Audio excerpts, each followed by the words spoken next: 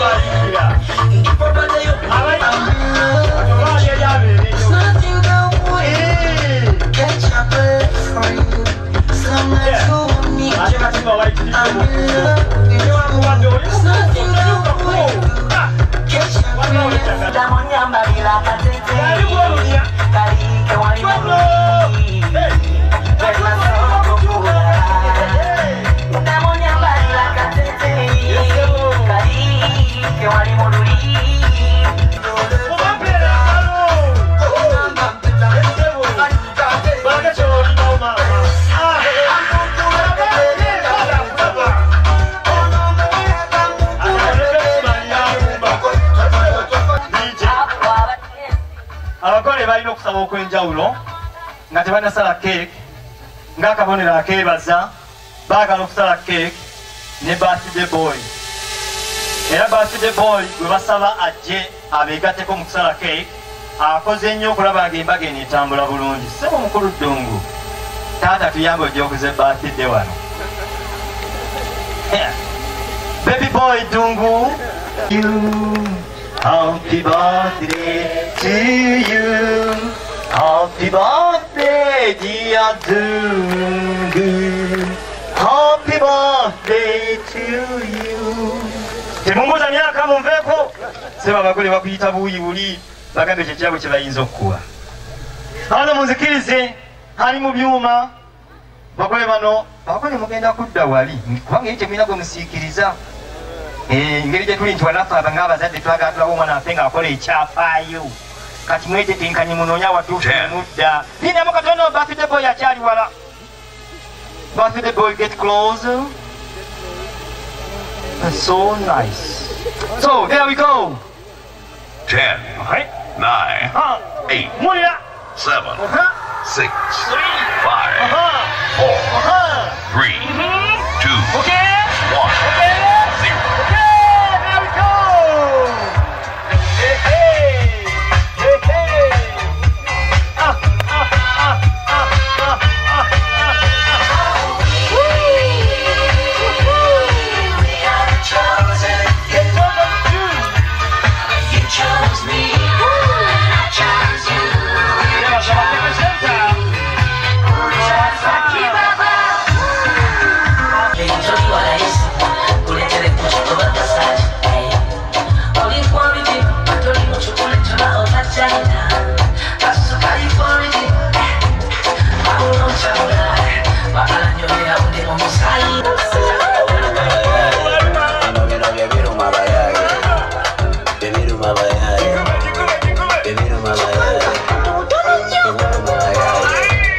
On the bad man shoe hustler or the walk of red, yeah. Baby, now you girl, I want to know what's up. Your honey party, man, up the one in town. If you cooking, I cook up cooking, I do. Anywhere she enter, baby. Tokuita kuyombana ulama. Kanga iwe senga kulize hani. Tutuka.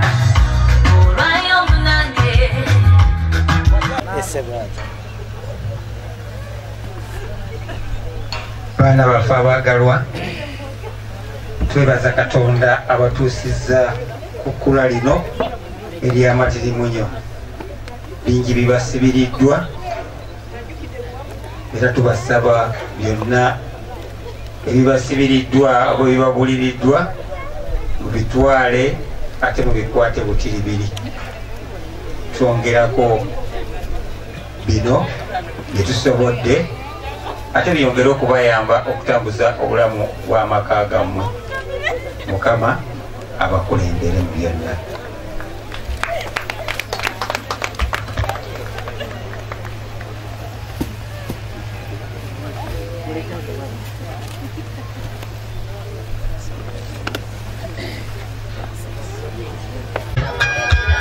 nabe bakikkula abakulu mulimu ebiteeka bannange mulimu n'akamempe kwe bajjulira emmere yinza okubuuza abaana bano abakikkulu babali bakalabe nabo nga bakajjulirako emmere bakadde tweyanziza mu tukomezaawo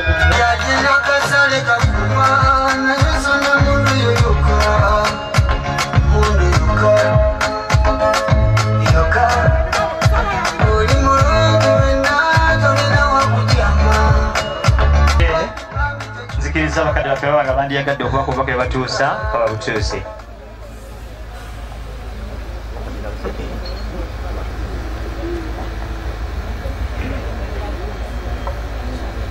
mwana wange Katumba olw'essanyu lyondaze akalabo kano si kanene nnyo naye kavudde ku ntobo y'omutima neŋŋamba nti Katumba I love you senga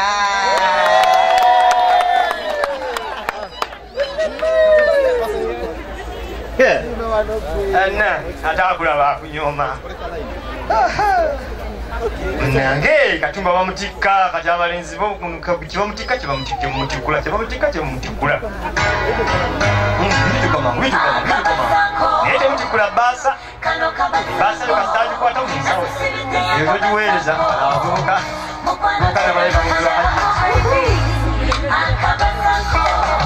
namugamba tugerakumusaawo tubakumalirizawo tubakuvaawo teyongerayo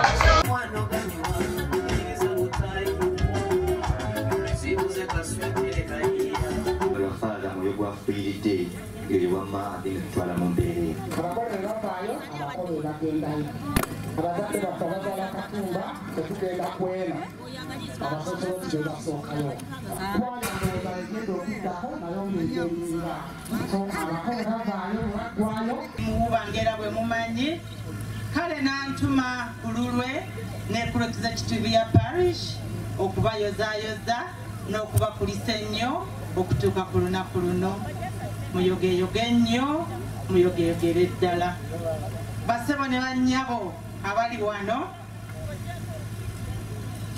tutuuse okwebaza ennyo eri omugole waffe oyo Andrew bannange Andrew bye mumanyiko bingi naye naffe nga kimanya parishi tumumanyiiko bingi era byatukolera bya ttendo Katumba oyo gwe mulaba amasannyalaze bagakyankana ku parishi nti Katumba oliwa yajja n'atutereerezaako ebisoboka ebyamangu mbutuufu ebintu byonna ebyetaaga okukwatirawo embagirawo Katumba muvubuka mujagujagu nnyo nga bwe mumulaba bingi ddala Katumba byakolera Kimanya parishi byakola mu bavubuka ba Kimanya parishi ate n'okutwala awamu parishi yonna awamu sebo webale nnyo webalire ddala basebo ne bannyabo abazze ku mukolo gwa Katumba guno tubeebaza nnyo mwebale nnyo okumufiisiza akadde kano mwebale nnyo mwebalire ddala zibeera ngalo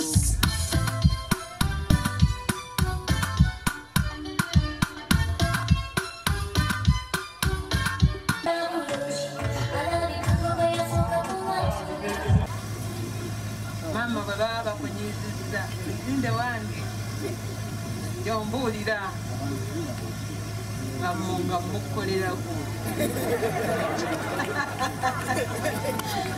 nga mukukolerako kale bannange tuli basanyufu nnyo nnyo fe bamaama ffenna nga bwe mutulaba simanyi bbanja lye mutuwoze naye ate mugenze mutusasula temutuwoze wabula mutusasula bannange nze ndi musanyufu nnyo kambaweeko neeku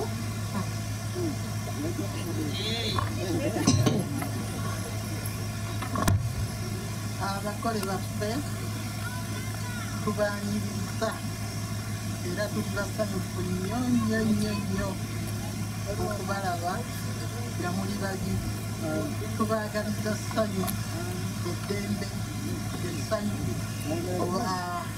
okuzaala abaana mwale naffe tujagaane bannange tubakwasizza Maria Yosefu obufumbo obulungi.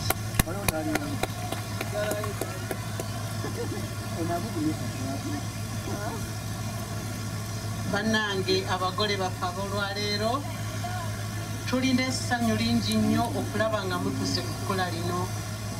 Twebaza Omukama abasobosezza okusalawo obulungi ne mukwata olugendo ffe lwe twayitamu edda. Mwebale kutwegatta. Lugendo lulungi luweesa ekitiibwa nga naawe okyewadde. Tubasabira mukwate bulungi eryato. Eryato terikwatibwa omu. Omu bw'aliwo nzikaligwa. So muli balansinga eribeere makati mujja kutambula bulungi. Omukama nga ye mbeezi.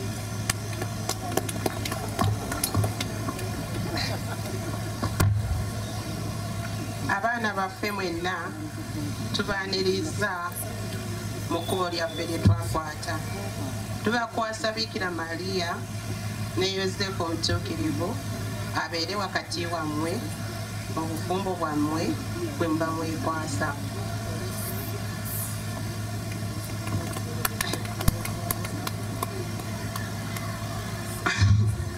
Si byangu naye bigenda kubeera byangu. Mukama waffe yeebazibwe. Nze soogeragako ku mukolo bwe guti era Katumba mutabani wange nkwebaza olw'omukisa guno ne muka mwana wange okutuwa ekitiibwa ekyenkanidde wano. Bayibuli egamba nti mbalekedde oyo asinga okumanya, ow'omukwano, omusomesa, kansala, ye Mwoyo Mutukuvu. Mu butamanya kwogera manyiyo ekyo nti Mwoyo Mutukuvu tayogera byama. Wookimubuulidde waakolera. Mumwekwase kubanga ne Yesu bw'ati bwe yagamba nti abalekedde oyo nze mbakwasa Mwoyo Mutukuvu mu maka gammwe. Mukama abawe omukisa. Omukama tumwebaza ku lw'ekirabo kyatuwadde kuba tubadde tulina omwana omu kati tufuuse bannaalongo. Tufunye waswa ne Nakato. Mukamwana waffe kye tuyinza okugamba nti omwami wo muwe matu ate omwami we ye akuwe engalo. Abalala tobawuliriza, wuliriza biva mu mwami wo. Katumba omukyala bamukwata bulungi. Kimanyi ojja kukwata bulungi mukyala. Omukama abawo. Baana bange abalungi ab'olunaku luno olwaleero mbaaniriza era mbaagadde nnyo era mbakwasa Maama Bikira Mariya abalere bulungi. Omukyala obe muwulize eri omwana waffe, naawe Katumba obe muwulize eri muka mwana waffe.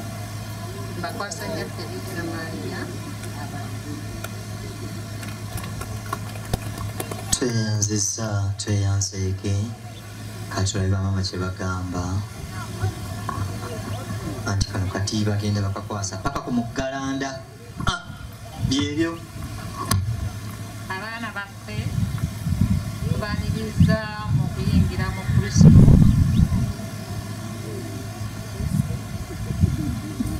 Baaniriza okwefuna obufumbo obutukuvu. Bakwasa Bikira Mariya abakulembere abakuume mubeere bulungi mu bufumbo obutukuvu. Amiina. Kakati bye bagamba nti okusanga Nazalawo osanga ekirala. Mbuulira ffe waffe tayaayi tereere buli kimu. Engalo z'abamaama munanga aliyo